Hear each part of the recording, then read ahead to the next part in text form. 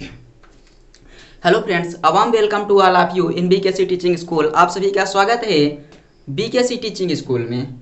दोस्तों, जैसे कि आप सबको पता है, जो अपना टॉपिक चल रहा है क्लास 10th में इंग्लिश, हम लोग पढ़ रहे थे क्लास 10th और ग्रामर। दूसरा चैप्टर था अपना यहाँ पर, जिसका नाम था, हम लोग जो चैप्टर पढ़ रहे थे, दूसरा चैप्टर पहला खत्म कर चुके थे। दूसरा चैप्टर था जिसका नाम था द सेंटेंस। क्या नाम था? तो द सेंटेंस टाइप्स। इसी पर अपनी चर्चा होनी है। इसमें हम लोग पहले पार्ट में काफी ज्यादा पढ़ चुके हैं। आज अपना दूसरा पार्ट है, जिसमें हम लोग आज जानने वाले हैं इंट्रोगेटिव सेंटेंस के बारे में। सब कुछ इंट्रोगेटिव सेंटेंस के बारे में। इंट्रोगेटिव सेंटेंस यानी कि प्रश्नवाचक वाक्य। प्रश्नवाचक वाक्य कौन से वाक्य होते हैं? तो वे सभी सेंटेंस जो प्रश्न करते हैं उन्हें हम क्या कहते हैं?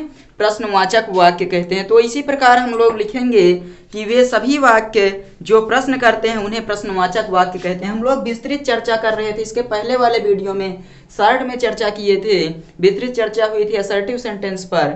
तो आज चर्चा होगी इंट्रोगेटिव सेंटेंस पर, वो भी विस्तृत चर्चा होगी।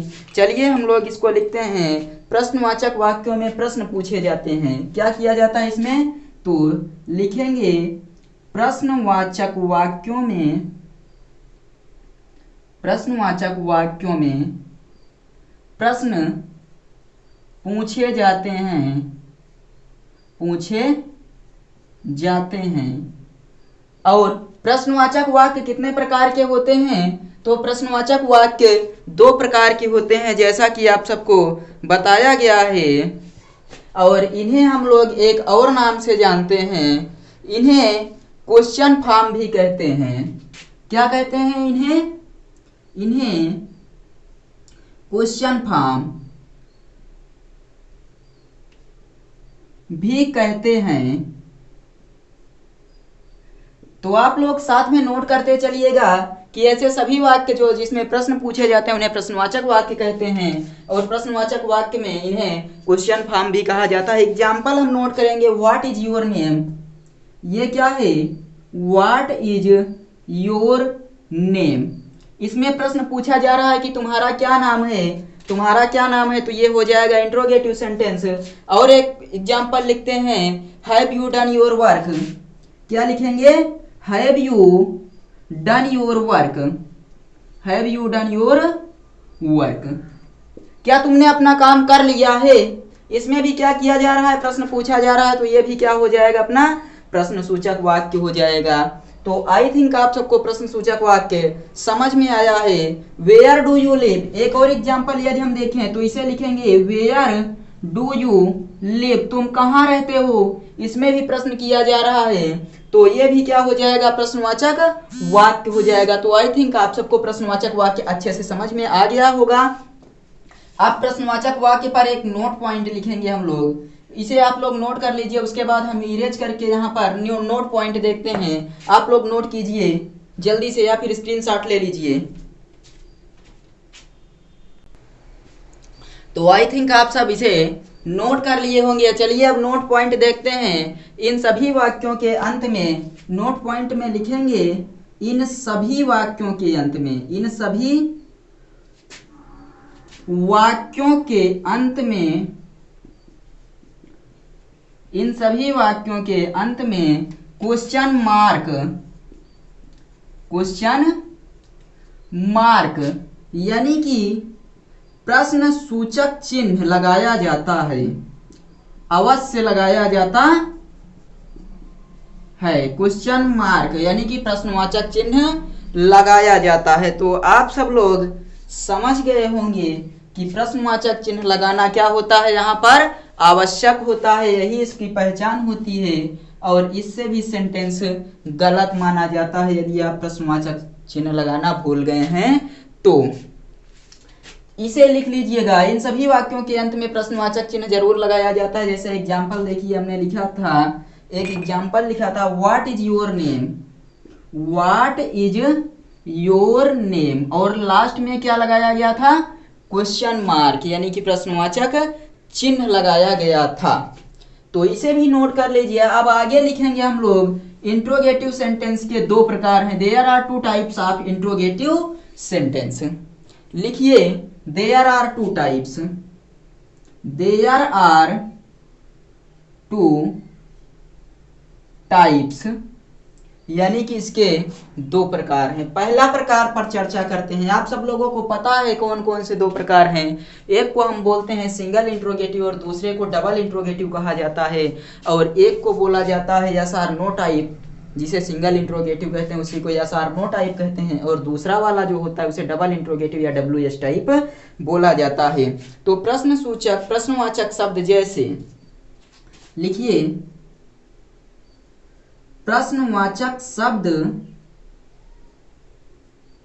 जैसे कौन कौन से शब्द हैं, हु, व्हाट, वेयर, वाई और व्हेन, ETC, यानी कि और भी इसी क्रम में आ जाएंगे।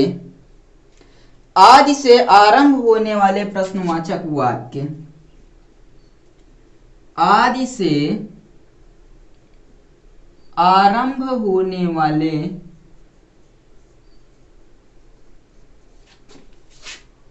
प्रश्नवाचक वाक्य, आदि से आरंभ होने वाले प्रश्नवाचक वाक्य क्या होता है, ये हो गया प्रश्नवाचक शब्द जैसे who, what, where, when, ETC आदि से आरंभ होने वाले प्रश्नवाचक वाक्य। इसे हम लोग क्या कहते हैं, इन वाक्यों में प्रश्नवाचक शब्द के बाद सामान्यतः सहायक क्रिया का प्रयोग किया जाता है। तो इससे जो आरंभ होते हैं, तो इन जो ये वाक्य लिखे गए हैं, इन वाक्यों में जो ये शब्द आया है, ये जो शब्द आया है, उसके बाद किसका प्रयोग किया जाता है, इन वाक्यों में प्रश्नवाचक शब्द के बाद। लिखिए,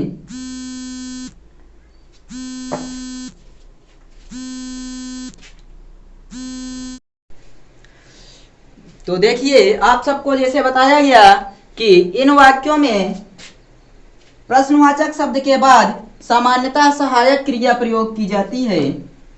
जो प्रश्नवाचक शब्द हैं जैसे who, what, where, why, when इत्यादि से आरंभ होने वाले वाक्य जो होते हैं, इन वाक्यों में प्रश्नवाचक शब्द, इन शब्दों के बाद सामान्यतः सहायक क्रिया यानी कि हेल्पिंग वर्ब का प्रयोग किया जाता है। चलिए इसका एग्जाम्पल देखते हैं कैसे हेल्पिंग वर्ब का प्रयोग किया जाता है। तो ऊपर एग्जाम्पल हम लोग लिखते हैं और देखते हैं। जैसे what is your name, example लिखा गया है व्हाट इज योर नेम। यहां पर देखिए ये व्हाट आया, यहां पर व्हाट, इसके बाद क्या है, हेल्पिंग वर्ब का प्रयोग किया गया है। Who is your class teacher, who is your class teacher, who is your class teacher. चलिए यहां पर देखिए हु लिखा गया और उसके बाद हेल्पिंग वर्ब। तो इन सभी वाक्यों में जो शब्द आते हैं इसके बाद हेल्पिंग वर्ब का प्रयोग किया जाता है।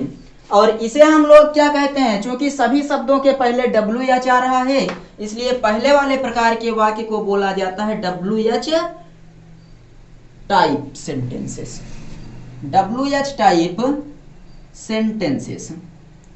तो आई थिंक आप सबको समझ में आ गया कि इसे WH टाइप सेंटेंसेस क्यों कहा जाता है, क्योंकि जो सभी प्रश्नवाचक शब्द हैं उनके पहले सामान्यतः WH ही आ रहा है और इनसे प्रारंभ होने वाले वाक्य जो है उसके इन शब्दों के तुरंत बाद सहायक क्रिया का भी प्रयोग किया जा रहा है। तो आप सब लोग समझ गए होंगे कि इन्हें WH टाइप क्यों कहा जाता है। चलिए अब हेल्पिंग वर्ब से प्रारंभ होने वाले वाक्यों पर चर्चा कर लेते हैं। हेल्पिंग वर्ब से प्रारंभ होने वाले वाक्यों पर चर्चा कर लेते हैं। तो आप लोग लिखिएगा सहायक क्रिया से प्रारंभ होने वाले वाक्य। सहायक क्रिया दूसरा प्रकार है, टाइप नंबर 2 है क्या? सहायक क्रिया से प्रारंभ होने वाले वाक्य। तो आप लोग ध्यान दीजिएगा, समझ में आएगा। सहायक क्रिया से प्रारंभ होने वाले प्रश्नवाचक वाक्य लिखिए। सहायक क्रिया से प्रारंभ होने वाले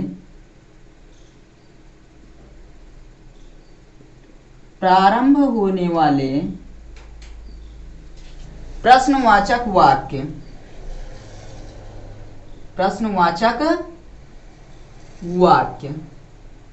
ये होगी अपनी हेडिंग, सहायक क्रिया से प्रारंभ होने वाले प्रश्नवाचक वाक्य। तो सहायक क्रिया मतलब is, are, am, was, were, do, does, did, etc प्रारंभ होने वाले वाक्य। इसका एग्जाम्पल देखिए, are you playing here, are you playing here, are you playing here. देखिए ये हेल्पिंग वर्ब लिखी गई है, क्या तुम यहाँ खेल रहे हो, आर यू प्लेइंग हियर। तो ये हेल्पिंग वर्ब से प्रारंभ होने वाला वाक्य है। Is he a good man, is he a good man, क्या वह एक अच्छा आदमी है। यह भी हेल्पिंग वर्ब से ही प्रारंभ हो रहा है। चलिए एक एग्जाम्पल और चर्चा करते हैं। Does he sing a song, does, चलिए सी लिख देते हैं, सिंग अ सॉन्ग। तो इसका क्या हो जाएगा, क्या वह सिंग अ सॉन्ग एक गाना गाती है, क्या वह एक गाना गाती है। तो आप लोग ध्यान से देखिए, सभी वाक्य किससे प्रारंभ हो रहे हैं, सहायक क्रिया से, इसलिए इसे कहते हैं हेल्पिंग वर्ब से प्रारंभ होने वाले वाक्य। यानी कि दूसरा प्रकार है, सहायक क्रिया से प्रारंभ हो रहे हैं इसलिए इसे सहायक क्रिया से प्रारंभ होने वाले वाक्य। और जब WH वाले शब्द से प्रारंभ हो रहे थे तो उन्हें बोला जाता था WH टाइप, यानी कि WH से प्रारंभ होने वाले वाक्य। चलिए इसे नोट कर लीजिए। उसके बाद हम लोग यहाँ पर इसका नोट पॉइंट देखते हैं, यहाँ पर इसका नोट पॉइंट देख लेते हैं तो आगे बढ़ेंगे। अब हम लोग इसका नोट पॉइंट लिखेंगे। तो इसमें नोट पॉइंट क्या होगा, जब हम इन वाक्यों का हिंदी अनुवाद करते हैं तो सबसे पहले क्या आता है, सबसे पहले क्या आता है, यानी कि व्हाट वाला क्या आता है, लिखेंगे हम इन प्रकार के वाक्यों का हिंदी अनुवाद करने पर। लिखिए, इन प्रकार के वाक्यों का हिंदी अनुवाद, इन प्रकार के वाक्यों का हिंदी अनुवाद करने पर क्या होता है, प्रायः वाक्य किससे प्रारंभ होता है, तो क्या से प्रारंभ होता है। प्रायः क्या शब्द पहले ही आता है। लिखिए, प्रायः क्या शब्द पहले ही आता है, क्या शब्द पहले ही आता है। ऊपर के वाक्य जो आप सबको लिखे गए थे इसके पहले, उसमें आप सबने देख लिया था। तो कुछ इस प्रकार से हमने पहला सेंटेंस जो लिखा था उसका एग्जाम्पल का हिंदी अनुवाद बनाते हैं। पहला हमने लिखा था व्हाट इज योर नेम, तुम्हारा ये तो आगे वाले में हो गया था। यहाँ पर हमने सबसे पहले क्या लिखा था, पहला एग्जाम्पल मान लीजिए हमने ये लिखा था who is your class teacher, who is your class teacher. तो इसका अनुवाद क्या होगा, इसका हिंदी अनुवाद क्या होगा बताइए। लिखा गया था, ये पहले वाले वाक्य की बात कर रहे हैं, who is your class teacher, ये पहले वाले वाक्य की बात कर रहे हैं। इसके पहले जो नंबर 1 पर लिखा गया था तुम्हारे एक अच्छा अध्यापक कौन है, जबकि यहाँ पर पहला एग्जाम्पल की यदि बात की जाए तो लिखा गया था आर यू प्लेइंग हियर, क्या तुम यहाँ खेल रहे हो। आर यू प्लेइंग हियर लिखा गया था, आर यू प्लेइंग हियर। क्या तुम यहाँ खेल रहे हो? क्या तुम यहाँ खेल रहे हो? क्या तुम यहाँ खेल रहे हो? तो ये आप सबको समझ में आ गया कि ये वाक्य जो होते हैं हिंदी अनुवाद करने पर प्रायः क्या सबसे पहले आता है। दूसरा एग्जाम्पल हमने देखा था, does she Singh uh song, क्या वह एक गीत गाती है? तो ये भी उसी प्रकार हो गया। आई थिंक आप सबको ये समझ में आ गया होगा। चलिए अब तीसरा देखते हैं। अपना जो तीसरा प्रकार है वो था कौन सा सेंटेंस? तो तीसरा था इम्परेटिव सेंटेंस। तीसरा क्या था अपना? Imperative sentence. लिखिए इम्परेटिव सेंटेंस।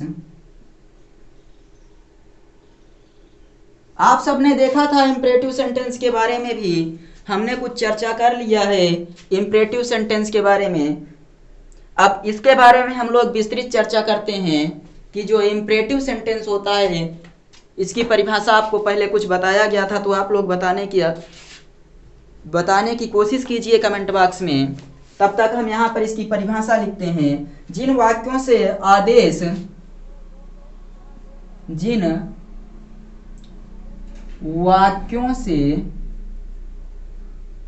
आदेश और क्या विनय और निवेदन,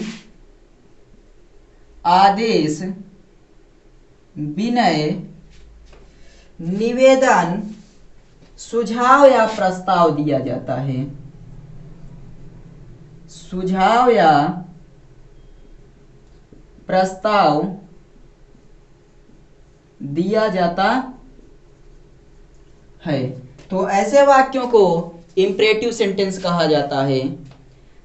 जिन वाक्यों से आदेश विनय निवेदन सुझाव या प्रस्ताव दिया जाता है उन्हें हम इम्परेटिव सेंटेंस कहते हैं, आज्ञा सूचक वाक्य कहते हैं। एग्जाम्पल देखिए, जैसे इसका एग्जाम्पल है sit down here, sit down here, यहां बैठ जाओ, यहां बैठ जाओ। शट द डोर, दरवाजा बंद करो, दरवाजा बंद करो। Please give me a cup of T, please give me a cup of T, कृपया मुझे एक कप चाय दीजिए।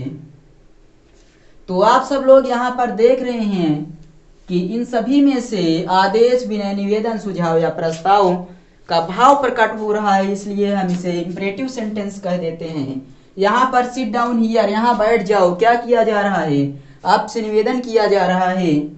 अगर यहाँ पर हम लगा दें please, please sit down here, कृपया यहाँ बैठ जाइए, तो आपसे क्या किया जा रहा है? निवेदन किया जा रहा है। प्लीज ना लगाया जाए तो यह आदेश का रूप ले लेगा, सिट डाउन हियर।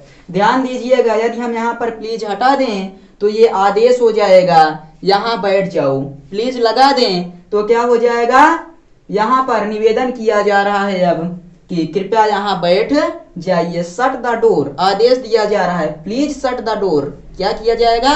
विनय या निवेदन। Please give me a cup of T, कृपया मुझे एक कप चाय दीजिए। और आप यहाँ पर निवेदन कर रहे हैं, इसमें प्लीज हटा कर देखिए, मुझे एक कप चाय दीजिए, आज्ञा दी जा रही है, तो प्लीज लगाना अनिवार्य है। यदि आप यहाँ पर क्या कर रहे हैं? निवेदन कर रहे हैं, चाय मांग रहे हैं, तो कृपया करके प्लीज लगा दीजिए, अन्यथा ये आदेश का रूप ले लेगा। निवेदन और आदेश में अंतर होता है, निवेदन मान लिया जाएगा लेकिन आदेश उतनी आसानी से नहीं माना जाने वाला, इसलिए प्लीज लगा दीजिए। तो ये क्या हो गया? निवेदन हो गया। तो नोट कर लीजिए, इस प्रकार के वाक्यों में मुख्य क्रिया पहले प्रयोग की जाती है, मुख्य क्रिया पहले प्रयोग की जाती है तथा कर्ता यू छिपा रहता है। नोट पॉइंट में लिखिए, इस प्रकार के वाक्यों में, इस प्रकार के वाक्यों में सहायक क्रिया पहले प्रयोग की जाती है, पहले प्रयोग की जाती है तथा कर्ता यू छिपा रहता है, छिपा रहता है। तो आप लोग यहाँ पर ध्यान दीजिए कैसे छिपा रहता है। यदि बोला जा रहा है शट द डोर, तो जो सामने है उसी को बोला जाएगा। यदि आप मेरे सामने हैं तो मैं आपको बोलूंगा कि शट द डोर या यू शट द डोर, तो यहाँ पर कर्ता छिपा है, सामने जो है उसी से बोलेंगे please give me a cup of T. Shut down here, please shut down here, सामने वाले से बोला जाएगा ना कि शट डाउन हियर। तो आई थिंक आप सबको ये समझ में आया होगा। अब अपनी बारी है एक्सक्लेमेटरी सेंटेंस और ऑप्टेटिव सेंटेंस, जिसको हम लोग देखेंगे अगले वीडियो में। तब तक के लिए आप सब लोग पढ़ते रहिए, और यदि चैनल पर नए हैं तो चैनल को सब्सक्राइब कर लीजिए ताकि आने वाली वीडियो की नोटिफिकेशन आप सबको मिल जाए। चलिए मिलते हैं नेक्स्ट वीडियो में, तब तक के लिए बाय।